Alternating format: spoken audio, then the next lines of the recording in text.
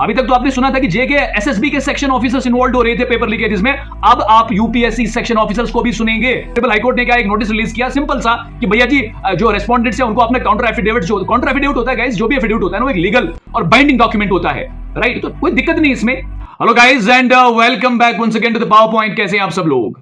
Guys आज दो अहम मुद्दों पे बात करूंगा।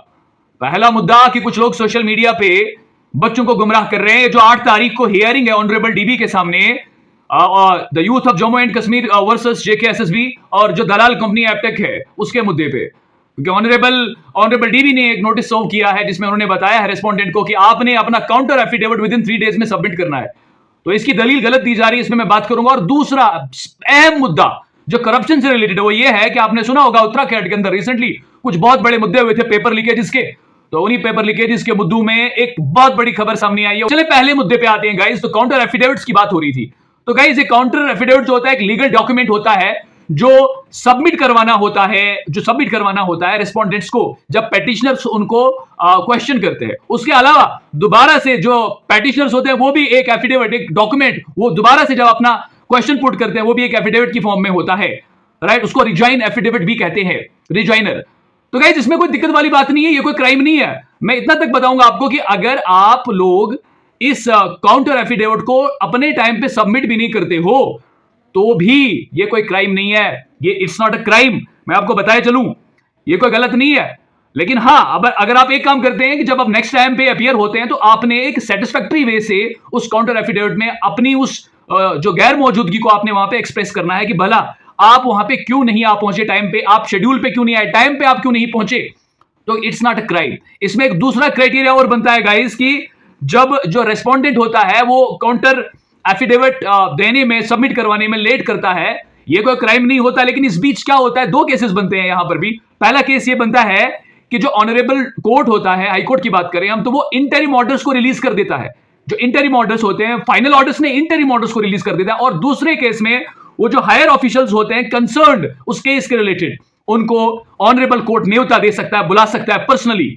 तो गाइस ये मुद्दे बनते हैं इसमें। तो बहुत सारे दलाल लोग बच्चों को गुमराह करने की कोशिश कर रहे हैं, लेकिन जब तक मैं यहां पे हूं मैं बच्चों को गुमराह नहीं होने दूंगा। अभी कोई दिक्कत वाली बात नहीं है। ये एक लीगल प्रोसीजर होता है, ये एक जुडिशियल प्रोसीजर होता है। इसमें आपको सब्र रखने की, धैर्य रखने की जरूरत है। हम दलालों को आगे बढ़ने नहीं देंगे किसी भी एतबार से। उनका मुंह काला होगा 8 तारीख को, यकीन मानिए मेरी बात का, क्योंकि इंसाफ अभी जिंदा है और जुडिशरी अभी जिंदा है। दूसरा मुद्दा गाइस जो बहुत इंपॉर्टेंट है वो ये है, टाइम्स ऑफ इंडिया का एक रिनाउंड न्यूज़पेपर, उन्होंने इस चीज की पुष्टि करी है कि 9 से 10 लोकल उत्तराखंड के बीजेपी के जो बड़े बड़े लीडर्स हैं उनको बुक कर दिया गया है। पेपर लीकेज के मुद्दे में, पेपर लीकेज के स्कैम में उनको अरेस्ट कर दिया गया है। और वो एग्जाम हो रहे थे एई और जेई के एग्जामिनेशंस गाइस, ये मैं आपको बताया चलूं। उसके बाद गाइस चलिए मैं नाम लेता हूं, कुछ खास नाम है जिनमें यूपीएससी के सेक्शन ऑफिसर्स इन्वॉल्व हैं। अभी तक तो आपने सुना था कि जेके एसएसबी के सेक्शन ऑफिसर्स इन्वॉल्व हो रहे थे पेपर लीकेजेस में, अब आप यूपीएससी सेक्शन ऑफिसर्स को भी सुनेंगे, जिनके नाम मैं आपको बता दूंगा, संजू चतुर्वेदी और संजीव कुमार। ये 2 सेक्शन, इनके अलावा इनकी बीवियां, इनकी जो औरतें हैं वो भी इन्वॉल्व हैं। इस संजू चतुर्वेदी की वाइफ रितु वो भी इन्वॉल्व है। और उसके अलावा मैं कुछ और नाम लेता हूं गाइस, जिनमें राजपाल, नितिन चौहान, सुनील सैनी, संजय धरीवाल और मनीष कुमार। गाइज यही लोग इन स्कैम्स में इन्वॉल्व हैं। और इनमें से कुछ ऐसे हैं जो पटवारी, पेपर केस लीकेज में भी इन्वॉल्व हैं।